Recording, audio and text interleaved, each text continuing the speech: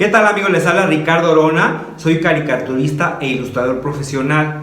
A lo largo de los últimos años he creado muchos personajes de todo tipo, infantiles, para adultos, para todo tipo de clientes, para empresas, para organizaciones no gubernamentales, para asociaciones, para fundaciones, etcétera, etcétera.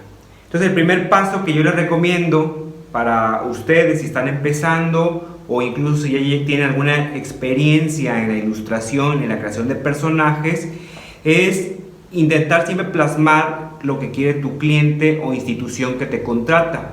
El primer paso, pues obviamente es hablar con ellos y ver el tipo de carácter o tipo de intención que quieren hacer con sus personajes.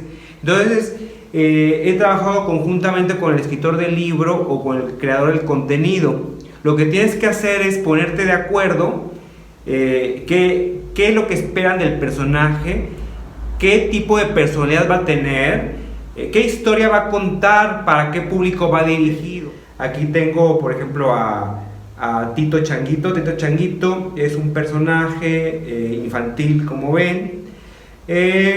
Cuando me junté con la persona que me contrató para hacer este proyecto, la intención de ella era hacer un personaje infantil, un changuito niño, y tenía que ser como tierno, mostrar cierta ingenuidad. Entonces, a partir de esos elementos yo le hice algunas propuestas. Bueno, afortunadamente a la primera quedó el personaje, y de igual manera con Blindy Camaleón.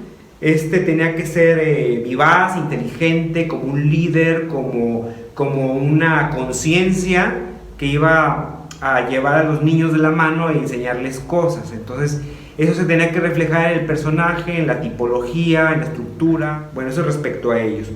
También, por ejemplo, aquí tengo estos pertenecen a un cómic que se publica en la Ciudad de México, en una revista que es para comercios. El cómic se llama Central de Abastos. Básicamente la temática trata sobre un grupo de locatarios o de gente que trabaja en la Central de Abastos de Iztapalapa. Para crear estos personajes, el editor me dijo que quería una saga donde aparecieran a lo mejor carretilleros, locatarios, usuarios de la Central de Abastos.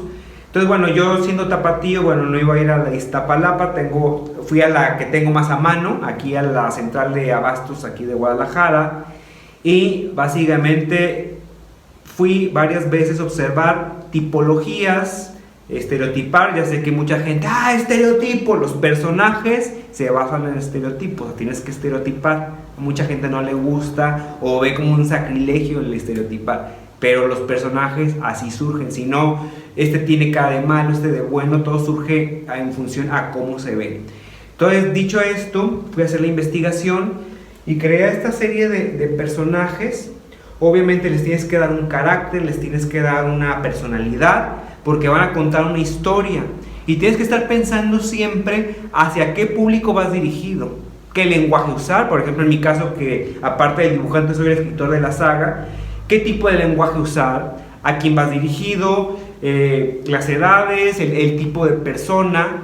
Entonces, en función a todo eso, tú tienes que crear unos personajes para contar historias. Es muy importante. El cliente les va a marcar las pautas. Habrá quien te diga, pues tú eres el experto, tú hazme el personaje, pero te tienen que marcar ciertas pautas para que tú des lo mejor de ti, hablando desde el punto de vista creativo. Muchos más, como Elvirita. Elvirita es una saga personal, es una niña de 4 años, muy inteligente, hija única, vive toda serie de aventuras. Está pensado para niños, pero resulta que los papás de los niños la leen. Entonces, traté de crear un personaje tierno, con unos amigos, si no son imaginarios, son de otra dimensión, para jugar un poco con la dinámica de la fantasía, meter algo de fantasía como pensando en los chiquitos. Quería meter ese tipo de personajes, y es una tira buena onda, un cómic buena onda. Alex y sus amigos trata sobre un grupo de adolescentes que viven la etapa de querer ligar chavas, de ser populares, de las inseguridades que todos tuvimos a cierta edad cuando estábamos en la preparatoria. De hecho, saco muchas vivencias de amigos o personales en la saga, o sea, es un poquito, va por ahí, la temática es algo cómica porque quizás todos nos sentimos identificados. Aspecto importante, la identificación.